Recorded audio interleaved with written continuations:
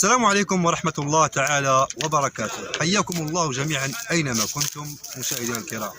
في هذا الفيديو إن شاء الله كما كتعرفوا حيدنا موسم ديال جني الزيتون. اليوم إن شاء الله غادي نتكلم لكم على الزبارة ديال الزيتون، كيفاش تزبروا الزيتون بواحد الطريقة اللي هي زوينة وما تضروش الشجر ديالكم. وغنتعرفوا معنا واحد المرض اللي هو خطير كما كتلاحظوا. هذا هو المرض.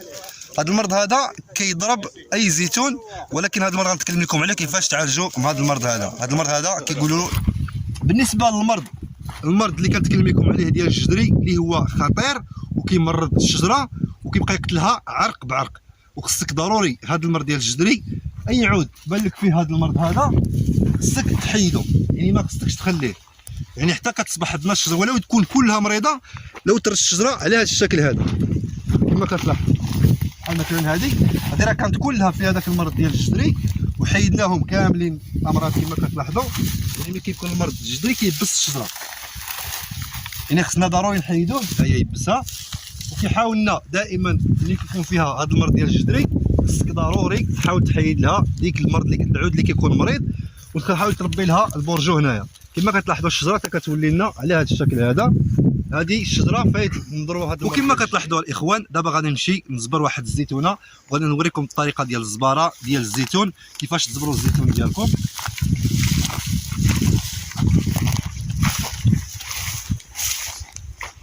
واول حاجه الاخوان طريقه الزباره الزيتون ضروري خصك تبداها نحاول نضويو الشجره ونحيدوا لها البرجو والعود اللي كيدير الزيتون. هذا ما خصناش نحيدوه، خصنا نخليوه. كما كتلاحظوا الاخوان دائما النظافه، المقص دائما يكون نقي، وحاول دائما دير له جافيل، حيت المرض من الزيتونه ملي كتضرب الزيتونه وكتحول لزيتونه اخرى راه كتنقل المرض للاشجار ديالك. اول حاجه كنبداو نخويو الشجره كنحيدوا لها العود اللي كنحاول نعزلوا العود اللي كيكون مظلم باش الشجره كتبقى ضاويه. دائما الشجره ملي كتكون مدخشه للداخل كنحاول دائما نفانسيوها وكنخوها على هذه الطريقه هذه. بالنسبه للعود اللي كيكون قايس الارض خصنا ضروري نفانسيوه كما كتلاحظوا. خصنا ضروري نفانسيو العود اللي كيكون قايس الشجره على هذا الشكل هذا كما كتلاحظوا هانتوما. يعني دائما الشجره كنحاولوا نخويوها على هذه الطريقه هذه. يعني كما كتلاحظوا الشجره دابا حنا كنحاولوا نخويوها نضويوها. الشجره كما كانت ضاويه مزيان، يعني ضروري الشجره ديال الزيتون كما كانت ضاويه كتعطينا الغله مزيانه.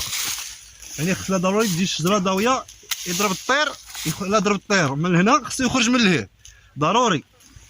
يعني الزباره ديال الزيتون خصك ضروري الشجره تجي ضاويه ما تبقاش مدخشه. كما كتلاحظوا بحال هكا يعني كنحاولوا نخويو الشجره على هذه الطريقه. والعود اللي كيكون راكب على بحال هذا قرب تشوف العود اللي كيكون راكب اللي كيكون حاك العود حدا عود خصك ضروري تحيد العود اللي كيكون حاك على العود. على هذه الطريقه العود اللي كيكون حاك خصك ضروري تحيدو باش مابقاش حاكمنا على الشجره. وكذلك عاوتاني كذلك الشجره بحال هكا كنحاولوا نخويوها على هذه الطريقه هذه. يعني الزباره خاصها شويه ديال الذكاء، اما هي راه سهله. يعني الشجره يعني خدمه راه سهله. هانتوما العود اللي كيكون بحال هذا كيتسمى سراق الماء. يعني العود اللي كيكون طالع بحال هكا كيكون العود اللي كيكون راكب فوق العود هذا سراق الماء. بحال مثلا هذا كنحيدوه على هذا الشكل هذا. كذلك ونحاولوا نحيدوا هذا البرجو هذا. يعني كما كتلاحظوا هذا البرجو هذا البرجو الصغير، حيت هذا الا بقى هذا راه ما كيديرش هذا راه ما كيديرش الزيتون. يعني هذا البرجو الصغير هذا كيتسمى برجو ما كيديرش الزيتون. خصنا ضروري نحيدو على هذه الطريقه هذه.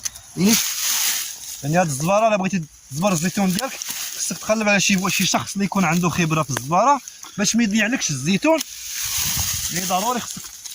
والعود اللي كيكون مهرس بحال هذا العود اللي كيكون مهرس بحال هكا يعني هذا راه كيدير الامراض خصك ضروري تحيدو.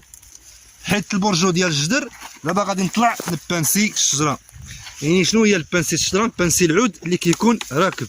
غنحاول دائما العود نبانسيه على جوج. العود الا كانوا ثلاثه هنايا بحال مثلا دابا هذا عندنا عود هنا وعندنا عود هنا، غنحاول نبانسيه على هذا الشكل هذا باش هادو كيطلعوا لنا بجوج. هذا كيكبر وهذا كيكبر، هادو كيديروا الغله. هذا كتلاحظوا بحال هذا يعني يعني بحال كتظلم. ضروري كذلك خصنا نعزلو الضربه، ماشي نجيو نبانسيوه. الا بغينا نبانسيو هذا العود كنبانسيو على واحد العلو ديال الشجره، باش الشجره ما كتجيش شي طالع عود شي طالع شي فواقف. خصنا نبانسيوه على هذه الطريقه هذه كتلاحظوا، يعني كتحاول تهبط الشجره شويه. والعود دائما كتضربوا على 4، يعني كتضربوا دائما العود غادي هوك، ما تضربش ما تبانسيش العود اللي جاي للشجره. دائما العود اللي كيكون بحال هذا جاي للشجره خصو يتحيد. من بعد انتهيت من الزباره ديال هاد الزيتونه هذه كما كتلاحظوا حتى اصبحت عندنا على هذا الشكل هذا. كي كتلاحظوا ما كاينش شي عود طالع الفوق شي بورجو. العود اللي مريض اللي كيكون فيه الصفر اللي كتلقاه الورقه ديالو صفراء خصك ضروري تحيدو. العود اللي كتلقاه فيه الصفوريه خصك تحيدو باش ما ديك الحاجه كيكون مريض، ولا بقى هذا العود هذا غيمرض لك الشجره ما غاديش تعطيك الغله. اي فلاح بغى يزبر الزيتون فمرحبا. هذه فقط بغيت نعطيكم معلومات في هذا الميدان ديال الزباره. انتم ما تنساوناش بالدعم ديالكم في القناه.